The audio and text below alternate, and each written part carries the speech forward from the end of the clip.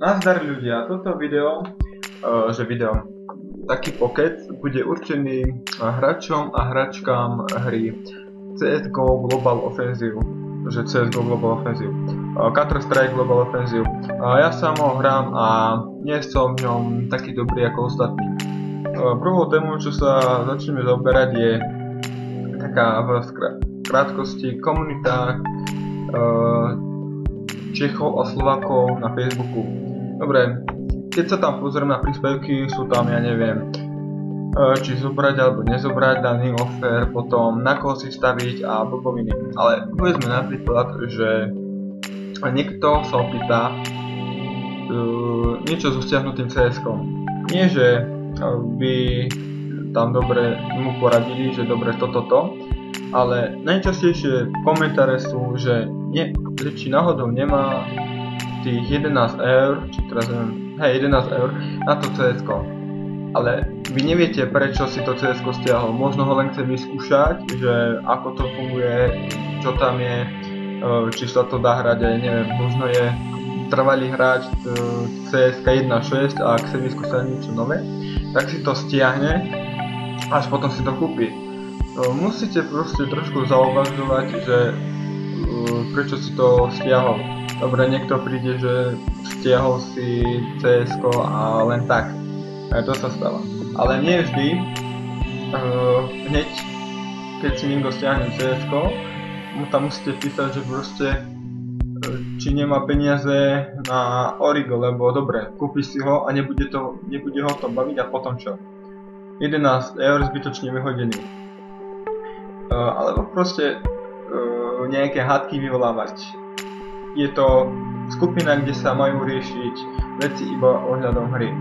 Ale niektorí ľudia proste si zaumienia, že nie, treba rozoberať ďalších milión vecí.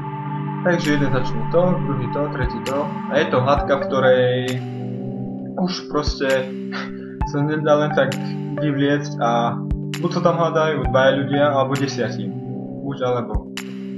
Ja sám nechápem, že ako potom na čo je tá skupina, keď sa tam sami hádajú. To proste nepríde mi to chápateľné, prečo sa vôbec hádajú.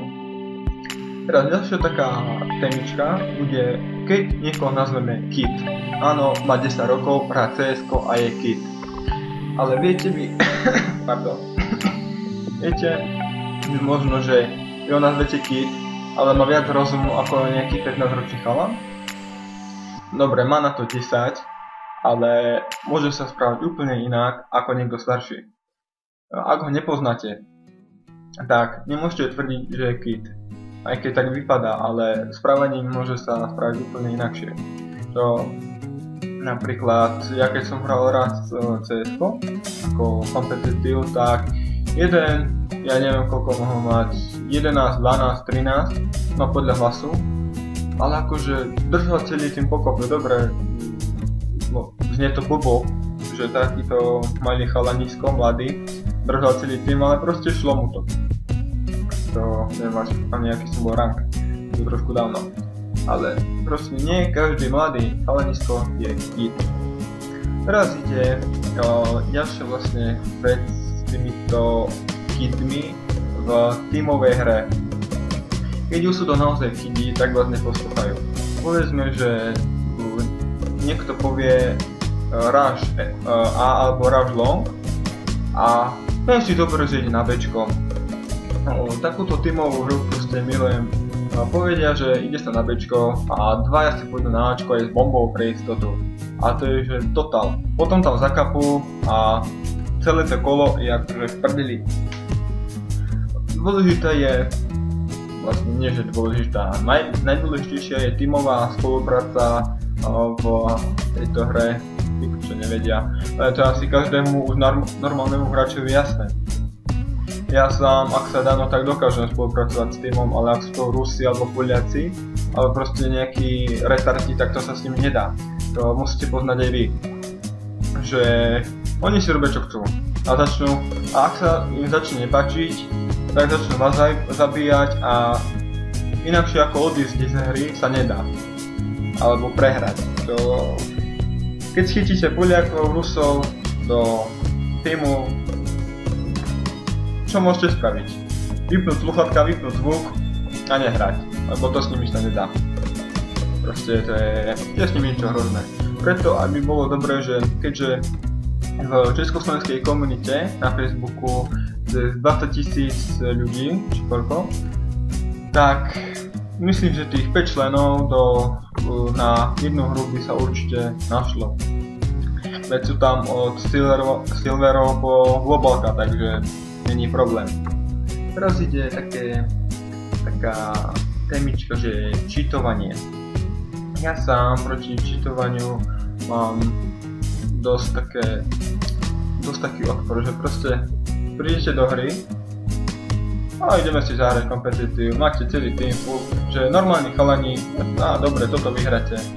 Ale nejaký typek z druhého enemy týmu si povie, no musím si zapnúť aimbot, wallhack, aby som im hru uľahčil. Nezačnite hrať a same hlavy. No. Tak neviem, akože títo ľudia, či sa nudia, alebo nemajú čo robiť doma, takto sa vlastne každý celosvetová komunita CSK, že proste nemôžete si normálne zahrať s daným typkom, lebo áno, dostane vakban, ale urobí si ďalších 10 účtov s CSK, kúpi si zase ten istý hack a ide ďalej. A čo s takýmito ľuďmi narobiť? Iba reportnúť a čakať, kým dostane vakban. Ja neviem, Valve by malo nejako s týmto bojovať, pretože niektoré, lebo ja sám môžem priznať, že som hľadal akože cheaty, ale nekupoval som si to, jasné. Ale som si tam pozeral, že Undetect, VAC systém, tak toto ma vedelo úplne doraziť. Že sú cheaty, ktoré proste ochranný systém Valve nedokáže identifikovať. Tak mohlo by preskúmať nejaké tie stranočky a akože ich pridať do toho systému, pretože hrať s cheatmi a cheatermi je úplne na hovno. Ja som hral sa mi to, že raz s cheaterom a to mi stačilo. To bolo niečo hrozné. Ja sa nikomu nečudujem, kto hrá s cheaterom, ty koko, že čo to musí byť pre neho, musí mať také nervy, že totál. A nikomu nedoporučujem hrať s cheaterom. Dobre, teraz je tam ten rank systém, že od ranku 3 vás to nepustí na kompetitív, ale aj tak dobre bude rank 3 a bude zase každému kompetitív. No čo, a tými, to som už spomínal, že keď idete hrať, nehrajte sami alebo dvaja, opýtajte sa na CS:GO komunite nejakých normálnych hráčov, že či nepôjdu zahrať.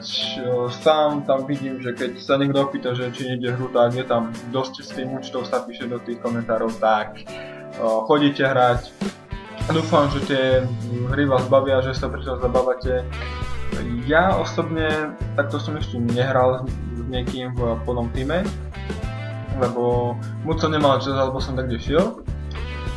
A tak, niekedy pozerávam na CS:GO, ako na zápasy a podobne.